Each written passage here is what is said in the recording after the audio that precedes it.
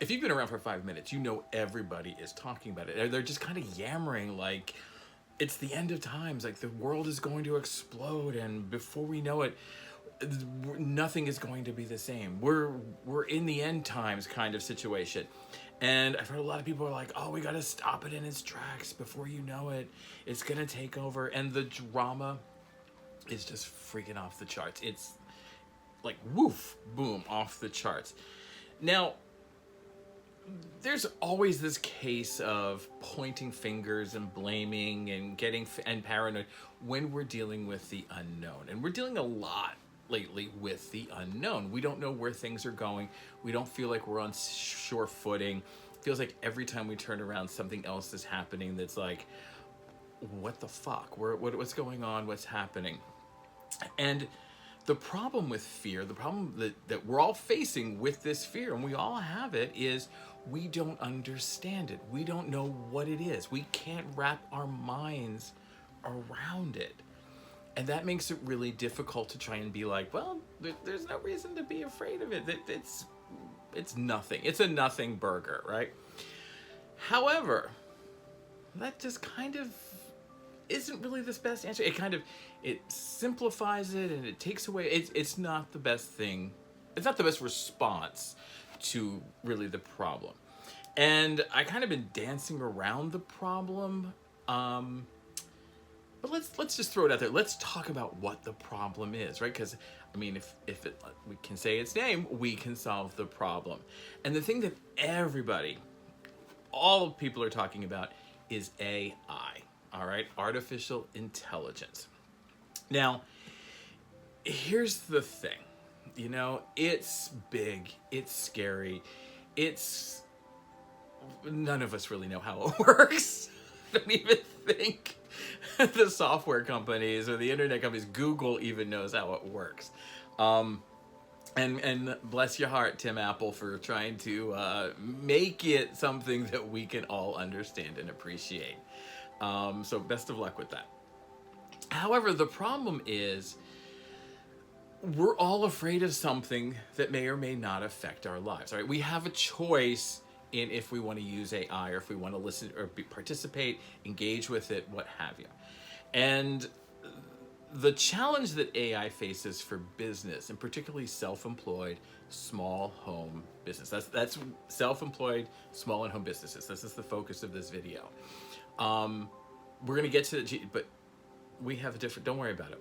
We got this. But where AI comes in, where it's really going to affect things, it's going to affect consumers. They're going to be manipulated like crazy. Consumers are not going to know what to do with all the AI and everything that's going on and all the messages that are coming out of them. They're not going to know what to believe, who to believe, etc., etc. The other big person, the other groups that are really going to be affected by this are big business and medium-sized business. What people would traditionally think of as a small business, or in some circles would think of as a small business. You know, your local manufacturing company, your local, you know, people with businesses that have more than like 100 employees, all right? They've got locations, they've got, you know, satellite offices, you name it. They are going to be some of the people that AI comes in and solves some problems for them because they're struggling financially. If you're a medium-sized business and AI can simplify some things for you and you can save some money, it's kind of tempting. It's kind of, I mean, I'm a business owner, you're a business owner. It is tempting, right? Now, the big problem right now is in most circles, and as a creative person, this is something that's first and foremost in my mind, and is how it is going to take away work from creative people.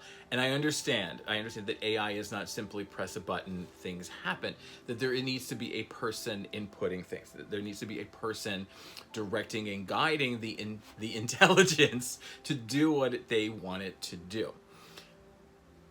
Probably requires one person as opposed to a team of animators, as opposed to a studio, a group, a department, all right? So things like marketing, that all those things, and those are valid reasons. If I was in industry, I would be shitting bricks because I wouldn't know what's next. You know, when I graduated from school in the late 90s, I had a degree in hand-drawn animation because that was supposedly that You got that, boom, you could go, you'd be set in Hollywood. I get my ass out here to California and suddenly 3D animation is the craze, and I have to go back and look.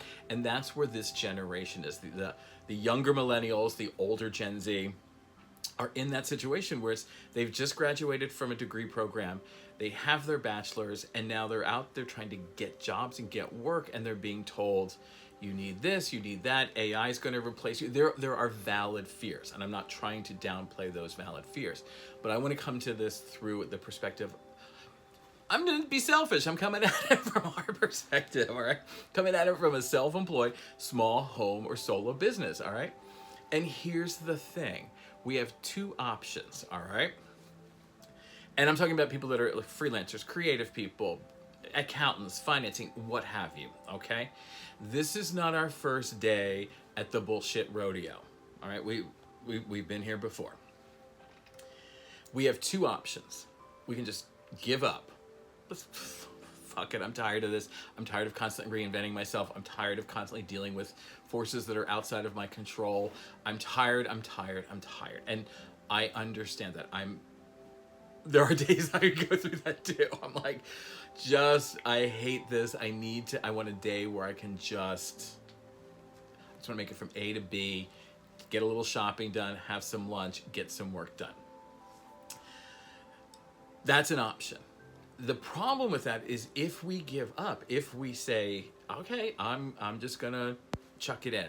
I'm gonna close my business. I'm gonna go and do what? What are you going to do? Most of us that are in the same position as I am, self-employed, smaller, we're older, we tend to be in our demographic of business owners tends to be late 40s on up. We can't pop into industry pretty easily. I don't know if you've looked for jobs lately. Every once in a while I just go out and I look and see what's out there just to kind of gauge things. It's not that easy to find a job anymore. And to find a full-time job that pays you a salary that you can make and live on is going to be a challenge, all right? There are not a lot of businesses that are giving benefits. There are not a lot of businesses that are giving insurance and equal pay. I was looking at the other day, there was a job for a full-time graphic designer at a studio, and it was a mid-level position. They wanted 5 to 10 years of experience and work nights, work weekends, be on call as needed. $15 an hour. Okay, sure, that sounds great if you're coming right out of school, but that's not who they wanted. They wanted somebody with experience. So you see, the throwing our hands up and quitting is not an option. Okay, it's not part of the plan. It can't be part of the plan. So our only other option is we can just suck it up and accept it. Or do we? Now, I would argue, as a small independent solo person, it's just me, just you. Maybe you have an assistant, which probably is your cousin, your niece, your nephew, what have you. But at most there's two people in your business. All right, we're not competing with the likes of the big boys or the medium businesses. All right, it's just us. And as I said, this is not the first time technology has come along and caused all kinds of problems, all right? I remember when VCRs came out and they were claiming, oh, television, video, films are dead. Everybody's gonna wanna stay at home, watch things. Really? Did you see the box office this weekend? I don't think cinema's dead. Digital cameras, digital everything. Every time we turn around, the software, apps, the internet, it was all gonna put us out of business. But we're still here, right? We're still in here fucking kicking ass because our consumers are not the people that crave those kinds of... Your consumers crave that one-to-one interaction. They crave building those relationships with people. They crave doing things by hand. They like that somebody's making soap by hand or you're creating something by hand. The people who are your core consumers, the people who are ideal and right for the experience that you offer, the goods that you're selling, they are going to be there for you. They are going to support you. And they will tell other people just like them. Now, does that mean it's gonna be an easy ride? Fuck no. We are going to have to do more work to explain to people how and why we do what we do, why we're the perfect choice for them, all of that. We need to make sure we keep at it, selling ourselves and selling what makes us unique and special. But we don't have to have the worry of AI is going to put me out of business tomorrow. I'm not going to have a business anymore. I need to just chuck it. No, you're going to have to work a little harder. Well, I'd rather say let's work a little smarter. Because that's really what we need to do. You really need to hone in on that casual consumer, that person who's ideal and right for you, and really, really connect with them. You really need to build those relationships. You really need to keep building and building and building your base. And it's going to take some time. It's going to go one day at a time, and that's okay. That's fine. That's what we're here for, right? But from my point of view, I don't see it being the business killer that it would be for like a medium business or some of these other, because of who we are. We have always flown under the radar. We have always chosen the more difficult path. We've always looked at a challenge and taken it head on and been like, all right, we're going at this. Let's do it. So I don't think that we are going to be a huge issue for us, all right? It's going to be uncomfortable. It's going to cause us to rethink things, but I don't think, like the pandemic, it's the kind of thing where we need to think about totally reinventing ourselves. And we're going to have to adapt, but we're not going to have to reinvent. Now, the other side of this is you don't need to do it alone. There's plenty of people out there. I'm trying to build a community of fellow like-minded, self-employed, small and home businesses that can help us through.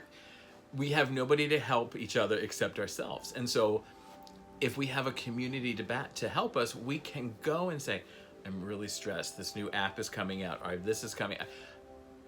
Having that community is one of the other things that's going to really help us get through the troubled and difficult times. You need people that have that shared experience.